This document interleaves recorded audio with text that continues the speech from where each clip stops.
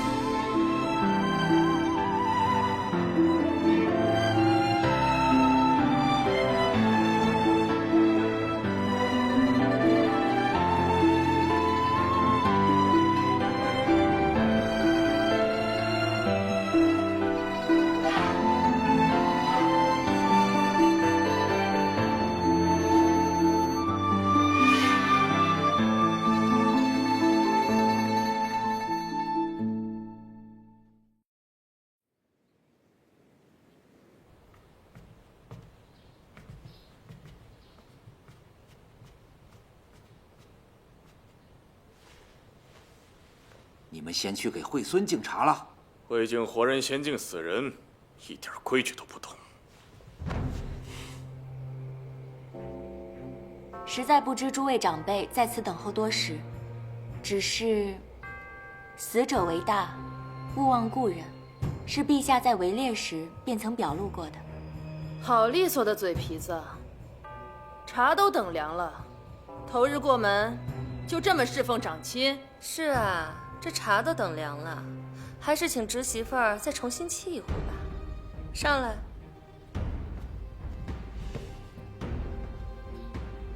先前府上都发生过什么？大伯和三叔是忘了吗？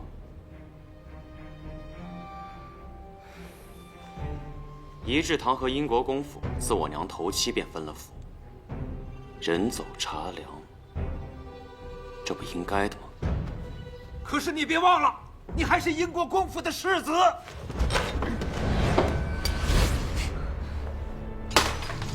公公说的是，如今我嫁给了国公府的世子，那我便是世子夫人。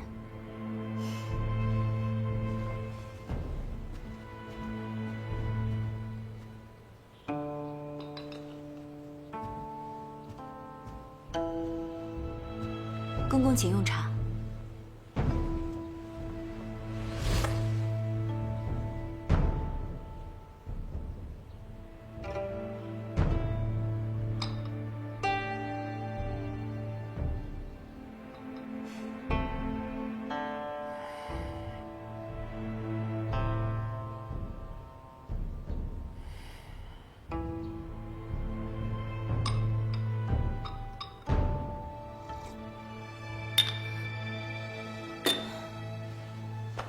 这是我给嫂嫂备的礼，以前每次哥回来都要跟我一起，如今机会虽少了，好在有嫂嫂陪着哥了。谢汉帝。嫂嫂还能霸着你哥哥不成？往后有了嫂嫂疼你，更要常来才是。你看看，还是咱们汉哥儿懂事。其实咱们也都是给侄媳妇儿备了礼的。刚才一说话呀，魂忙忘了，拿上来。诸位长辈爱重，自然是有事情要教导我这个心腹。都召继为宋家父，自然会谦卑受教。算不上教导。宴堂大婚，咱们宋家二房没有尽上力，便想着把仪志堂修缮修缮，也算点心意吧。这倒是件美事。等儿媳妇儿点了嫁妆入了库，大嫂便筹措着办吧。又是下马威，又是给田走，不过是找个由头来收窦昭的嫁妆。哪儿的规矩都是长媳当家，大伯母不愿意交出内库的对牌和钥匙，眼睛却往我夫人的口袋里瞧。燕堂，此言差矣。虽说你母亲去世以后，咱们分了府，可是这府上上下庶，还有财木的进出，这些都是你大伯母打理的。侄媳妇刚过门，这总得有人教教她，带带她。用不着2斤13省的账，我夫人在陛下面前都清算过。统筹之法，甚至连户部都讨去了做范本。从前是我懒得计较，既然你们打这主意，索性连内库也一并分开到利落。这说的哪儿的话呀？一家人和睦本就是圣上的意思，总不能刚一过府就违逆吧？再说，这掌家治府啊是费力不讨好的活儿，每天进进出出几10个事项，常常要忙到3更呢。三叔母说的，正是我和燕堂最为担心的。钱财乃身外之物，一家人和睦才最为重要。既然长辈们疼惜儿媳，那我的嫁妆就由大伯母代为保管了。素兰，去把陈先生叫来。是。还是我的儿媳妇明事理，这长辈愿意受累帮你，你可要心存感恩之心呐。公公说的是。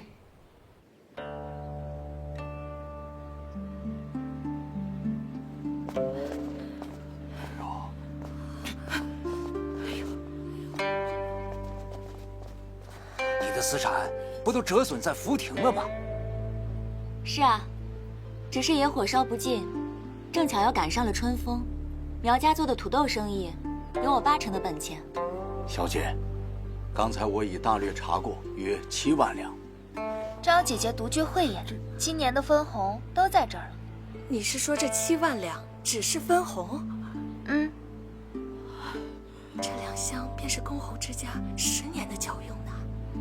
别大惊小怪，被人看了笑话。我本是想着把嫁妆和这些分红一同入了府内的账，替长辈们分忧，帮忙管理府内的账。每年估计有个20分息的增长，各种置业、买卖、农作，加起来至少会获利7、8万两。如今都归了大伯母掌持，想必会比儿媳赚得更多。啊，这1年赚7、8万两，我哪能啊？是。儿媳的嫁妆中，还有一些田庄商铺，是和京城的一些侯伯夫人们合资的。每年若是赚不足这些银两，怕是要断了这层关系了。做生意嘛，最讲究的就是信誉了。这信誉要是没了，这生意就很难再续了，说不定还会得罪对家。弟妹生财有道，在京城是出了名的。婆母平常打理府上用度，那和弟妹的生意比起来，确实是不值一提。不如我看这账还是分开了算比较好，免得一家人啊最后因财生了嫌隙。男子汉大丈夫，贪女方嫁妆财产最没出息。苗姑娘，把这些银钱弹回去，免得人家说我们宋家不是。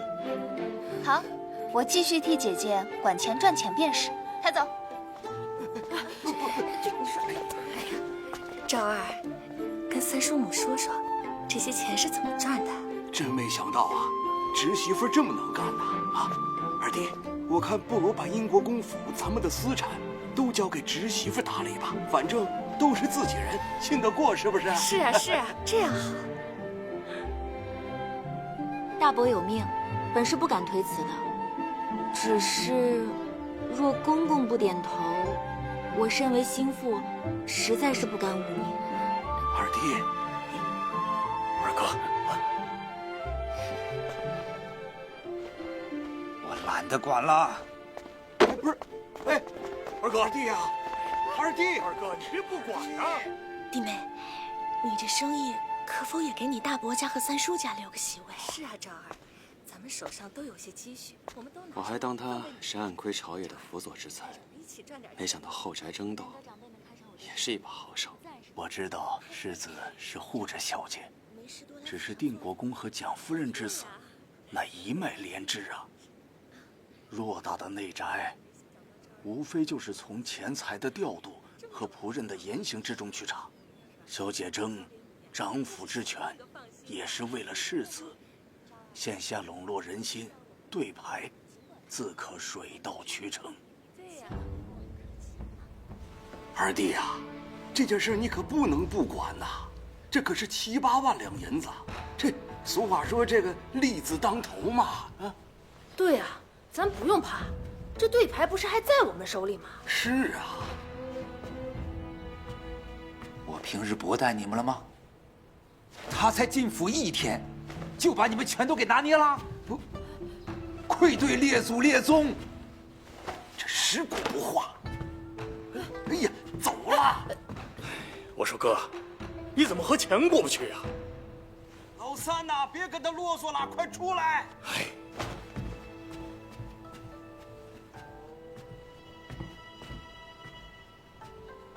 国公，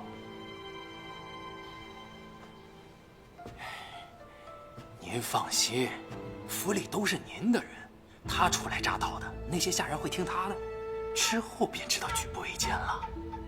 真是小瞧这个窦昭了，没想到一个野丫头做事如此的老辣。难道是我哪点出了疏漏，着了这个逆子的道了？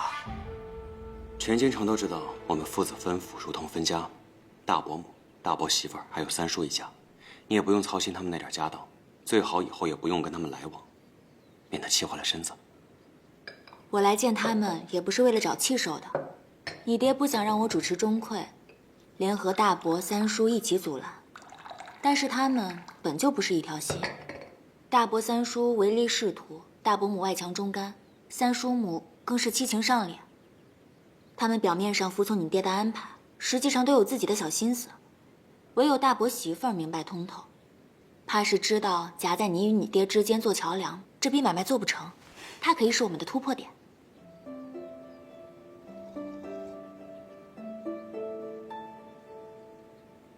怎么了？只见过一次，就这么清楚，我的夫人为何如此聪慧？当日在田庄我救乌扇那次，你不也一眼就看出了我家里的弯弯绕？还是世子那招相面之微比较厉害。日后英国公府那边要再出什么花招，你让陈先生去金吾卫队找我，莫要自己扛。昨夜里还奉承我是女诸葛，这就信不过我了。不是信不过，是担心。对了，我送你一样东西，给你傍身吧。我第一次。没关系，稳住重心，盯着目标，瞄准。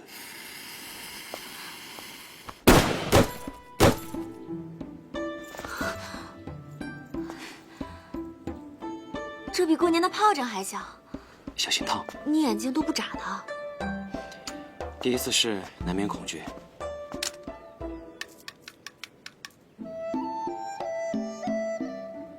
越是害怕，越是要心定，沉住气。放心，我在你身边。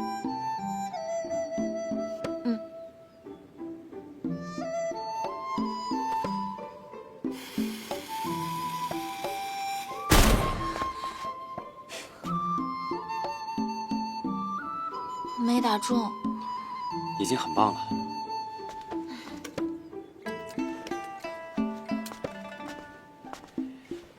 你若今日打中那个风铃，就算是入门了。试试。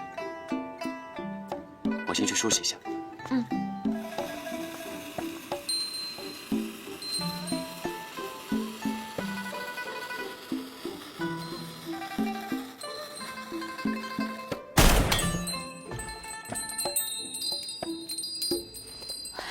打中了，我打中了。夫人，可塑之才。手怎么了？给我看看。怎么又流血了？没事，我爱的。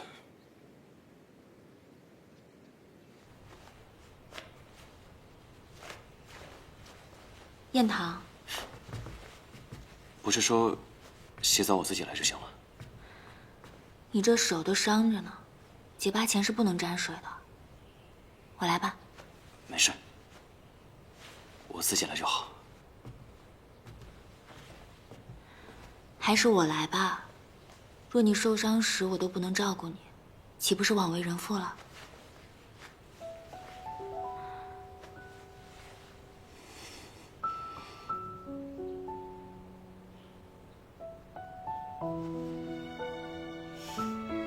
没想到堂堂7尺的宋大将军，还有害羞的时候。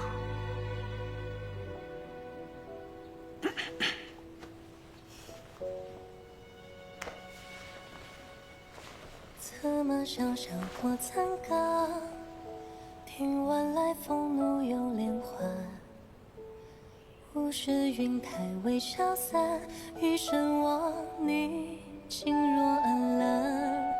夜明知是风浩繁。我说我自己来，不是害羞，是怕吓着你。有朝只是写一生的傲然，为你带花。之前在朝文书铺，陈先生帮你包扎时，就曾说过，你背后满是伤疤。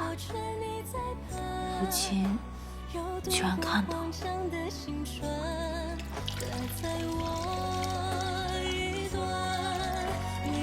灰暗中救赎的光，有你尽是恩赏，心目暖阳，临近旁。叔姑，对不起。你的这些伤，是为国，为民，这肩伤，还是因为我而留下的，有什么好对不起的？燕桃。2个人一起生活，最重要的是要让彼此觉得更舒适、更自在。以后的日子，无论发生什么事情，我们都要坦诚相待，共同面对，好吗？好，我答应你。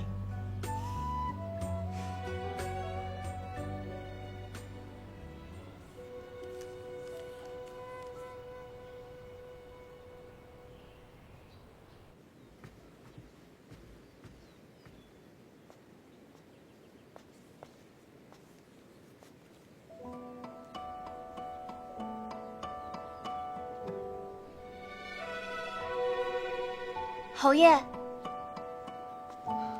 啊，明儿来了，还不让我看，我倒要看看，我看看。明儿，等画完了，你就知道了。嗯，不，我现在就想看。明儿，这是个秘密。嗯，那好吧。侯爷吃个水果。啊，我看看。你不让我看，就不让你看。看看，侯爷，你真是的。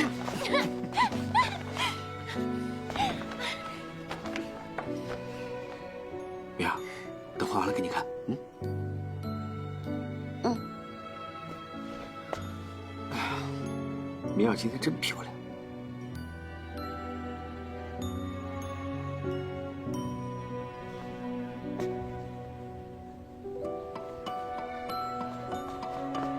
老爷，夫人，给姑奶奶准备的八珍汤好了，该去问安了。问安，一天到晚就是问安，烦不烦？行了，你先下去吧。是。那我去了。辛苦明儿了，去吧。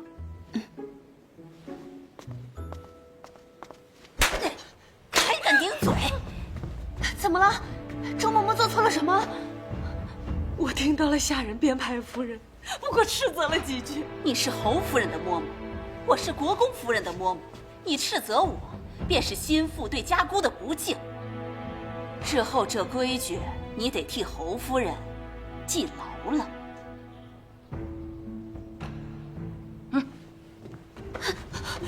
夫人，明姐儿，把汤端过来吧。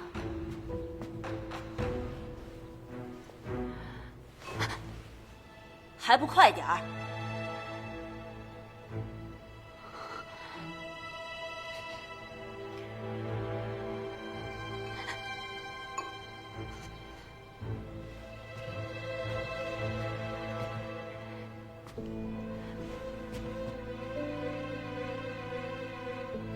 侯夫人，跪地而奉，手举过顶，才是敬重。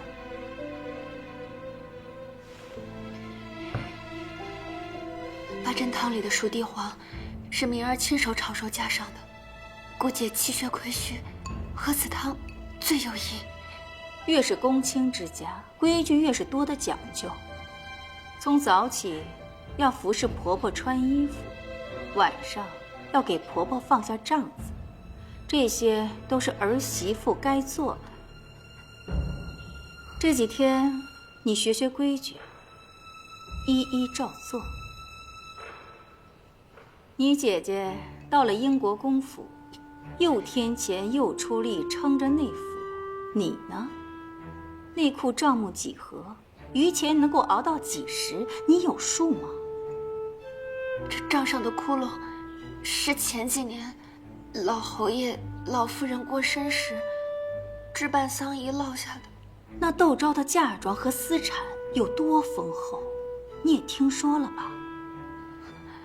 我们魏家愿意认你，你却丝毫不知感恩，一门心思净哄着我那傻弟弟了。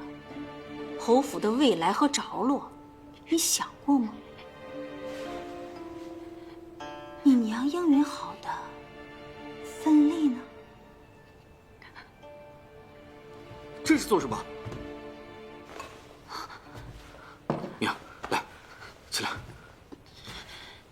没事吧？手怎么样了？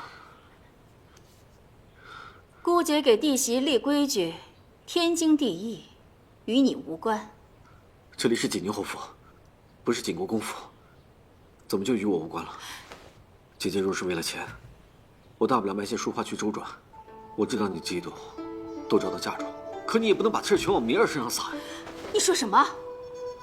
这些年我不给你多少提及，不见你心疼我。如今我只是让他也拿些出来贴补一下府上，你却嫌我多事。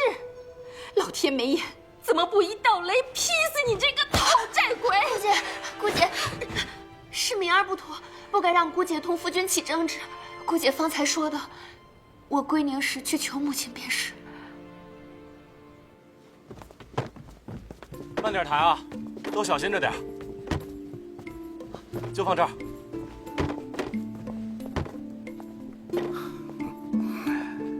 这么多的回门礼，想必京城是头一份啊。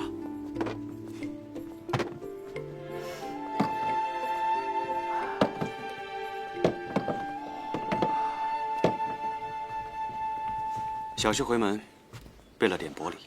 咱们进屋聊，请。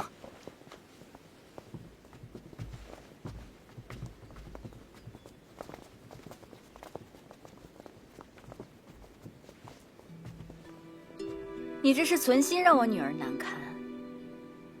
不过，你若没了这些钱财，我就不信这宋墨还会这般待你。不像我家明儿和侯爷情深爱浓，根本就不需要这些俗物。你呀，只不过是个可怜人罢了。这些话从夫人嘴里说出来，还真是新鲜。钱财难赚，情爱却易逝。这个道理还是我昔年从夫人身上学到的。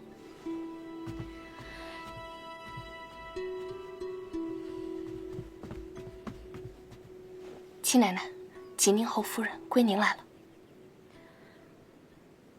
这么多年，母亲容颜不改，如今与我不似母女，倒似姐妹了。是啊，你不在这府中的日子呀，我也省了不少心，自然这气色就越来越好了。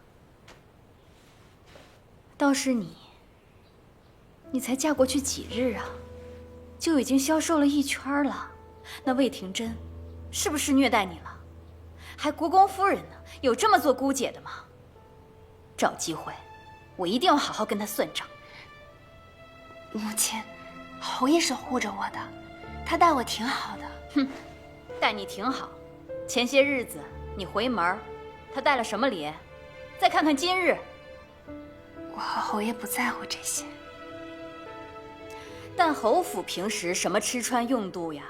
啊，就算他不在乎，他那个姐姐能不在乎吗？母亲，真的不必担心我，姑姐待我也挺好的。行了，别再蒙骗我了。魏廷珍什么脾气秉性我还不知道吗？他若知道今天窦昭有这么多嫁妆，那以后你在侯府的安生日子就更没有了。当初命都不要，非要嫁过去，现如今受了委屈又不敢说了，真是个没用的窝囊废。旁人羡慕姐姐的嫁妆，比较议论也就罢了，为何娘也拿这个来奚落我？那我还有什么好说的？自生下来，我在娘的眼中就全是错漏。既然如此，我不来给娘添堵便是。哎，小姐，你瞧这孩子啊，在婆家受了委屈，回来知道跟我吵架了。你瞧他那个性子，跟他爹一模一样。夫人，您不知道，明姐的日子过得实在是辛苦。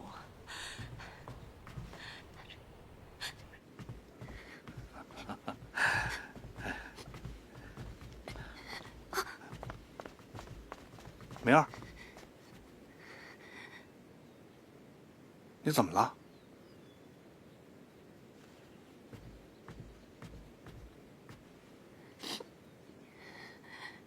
你怎么哭了？明儿定是初为人父，有些想家了。让她们姐妹俩叙叙话，小婿陪您喝一盅。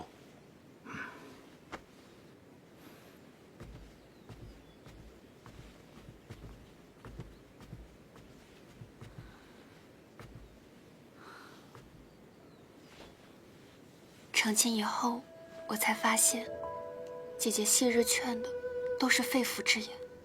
这些公侯之家，没有外人想的那般光鲜。嫡子虚空，面上还要好看。我没有本事，补不上窟窿，也撑不起体面。过去的事情就不要再提了，过好以后的日子才是最要紧的。越是名门望族，这账上的窟窿就越大的吓人，你得放宽心。我的那些嫁妆和这些窟窿相比，简直就是九牛一毛。如今，倒逼我这个后宅妇人，从哪儿变出钱来？其实很多内务小事看似不起眼，但这其中有很多的讲头。就像是辽东米软糯，900文一担，而江南的鲜米硬朗，只要700文。做粥2碗辽东米，1碗鲜米，做饭反之，这样粥饭都好吃。这1年下来，也能省个500-600两的进账，一半存到银楼，一半放给茶商，就能赚到上千两。好法子！姐姐，你上辈子一定是个财神。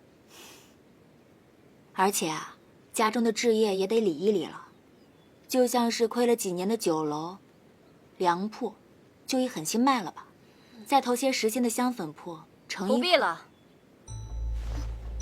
明儿，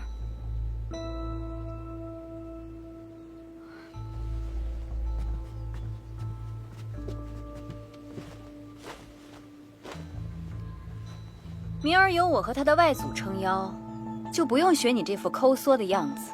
这辈子，我不会让明儿缺了钱去的。等过几日，让他外祖给侯爷安排个实缺，侯爷仕途昌顺，就更不必为这些俗务琐事而分心了。走。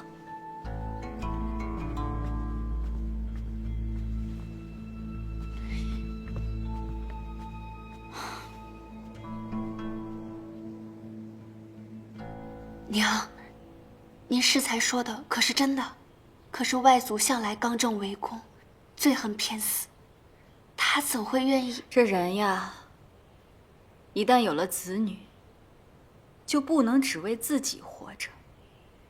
当年父亲遭贬，我也是拉下脸去，卖粥卖粮。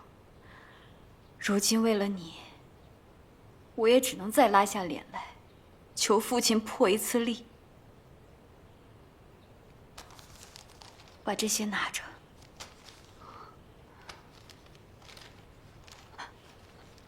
娘，这些我不能要。您如今是什么处境？女儿怎么可能不知道？您哪来的这么多钱？女儿虽然没出息，但女儿不能不孝。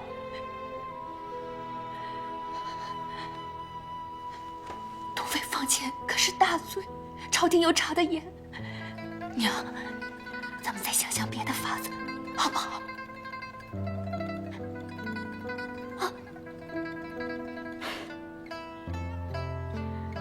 可这宅府里的女人，除了有个官妇的身份，又能有什么办法呢？难道要学那窦昭，认识些不三不四的人，操持谏业？明儿，你记住了，你是侯夫人，永远不要做那样的事情。这些你收下，以后在侯府里面硬气点，有娘替你撑腰，知道吗？等以后侯爷有了正业，你那姑姐就不会对你不客气了。真的吗？到时候娘也就放心了。娘，傻丫头。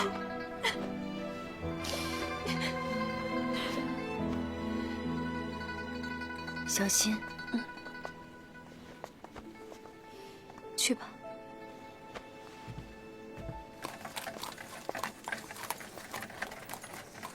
夫人嘴硬心软，实则疼爱小姐至深呢。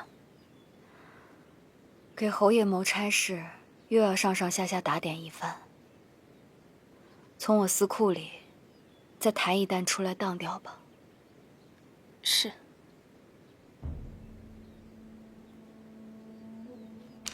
这采买的账有很大的水分，去一一验过，看管事的贪了多少。夫人手上没有对盘，吩咐不动那些下人，要补的瓦、该添的药都事事推诿。如此下去，是逼我们自己掏钱供府里开销。这只是其一，其二，夫人每日的言行总是有人鬼头鬼脑的查探，晚上就去了国公府，我都一一记下来了。这些下人都是听命于国公爷的。我们在英国公府成了不速之客了。世子怎么看？要不要我把府里的人都换一批？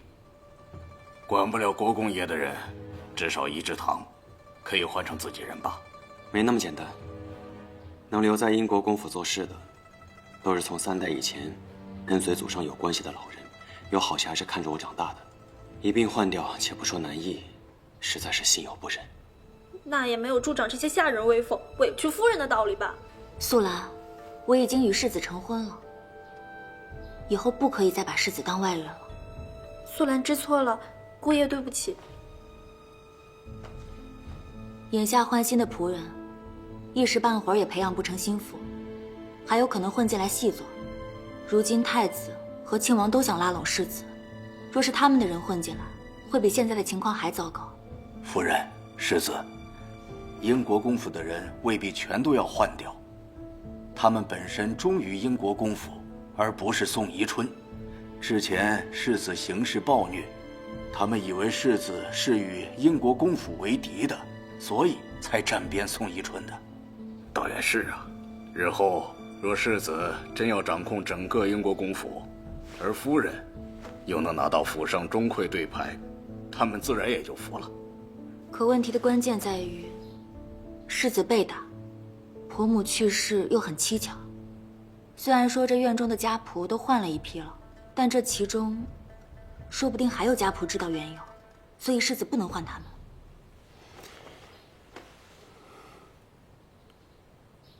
世子觉得我说的不对吗？夫人方才责备素兰不能把我当外人，那你刚才叫我什么？燕堂。再说一遍。燕堂。哎呀，他们都在呢，干什么呀？马上不在了。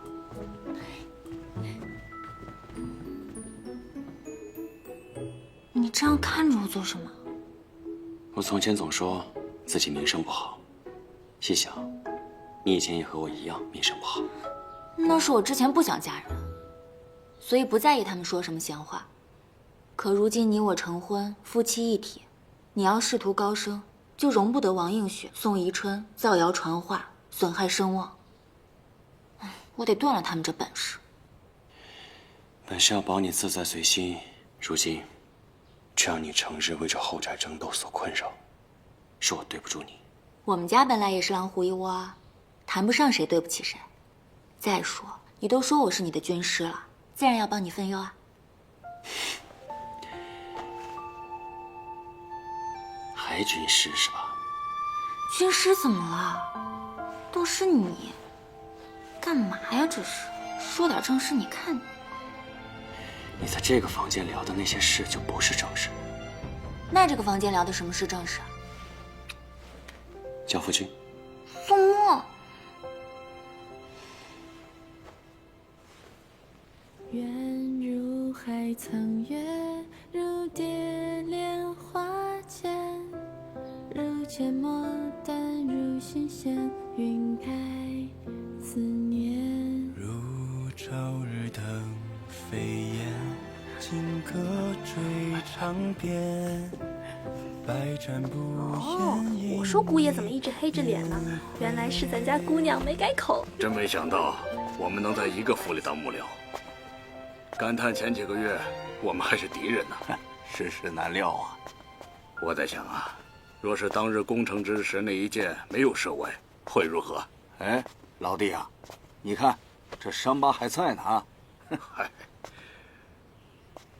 陈先生，咱们仪制堂有上好的甘露白，正好小酌以赔罪。好，请，请。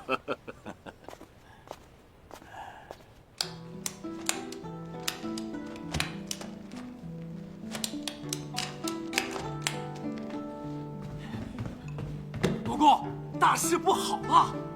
哎呀，你喊什么喊？一点规矩都没有。好像出事儿了。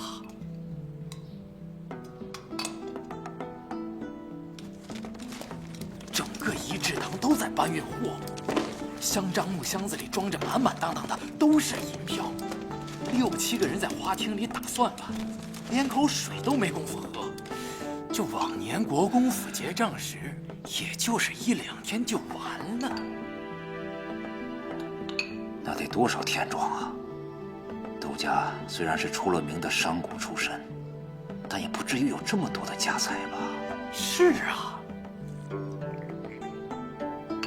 赶紧给我盯紧了，查一查，到底是怎么回事。是。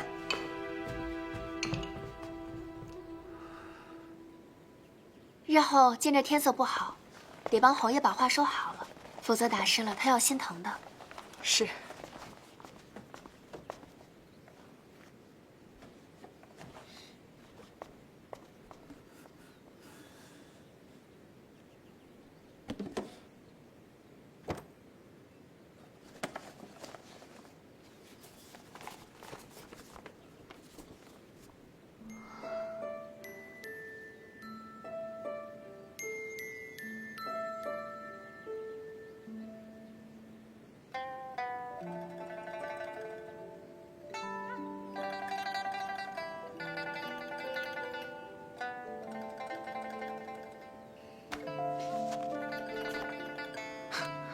怎么样？喜欢吗？喜欢。只要是明儿喜欢的，我就开心。这是佩锦上次画的吗？对啊，这不是要给你个小惊喜吗？真好看。夫人，夫人，我家夫人请您过去问话。啊，知道了。侯爷，也能陪我一起去吗？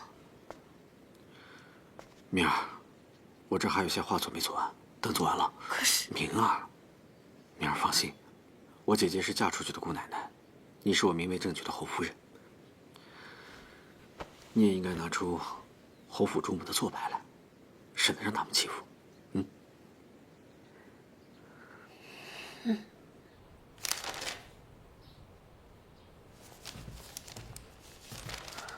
姑姐，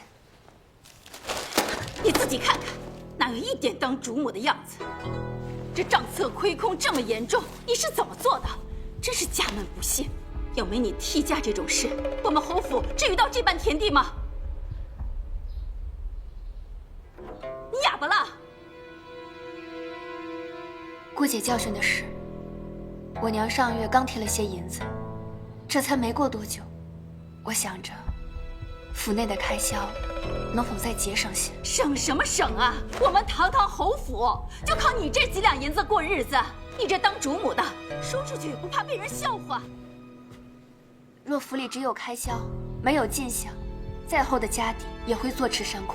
所以，我母亲去求了外祖父，给侯爷谋了个5城兵马司、北城副指挥使的差事。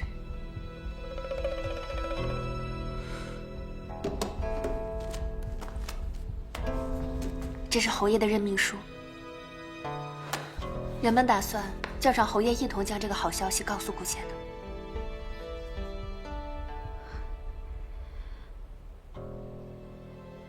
这还差不多。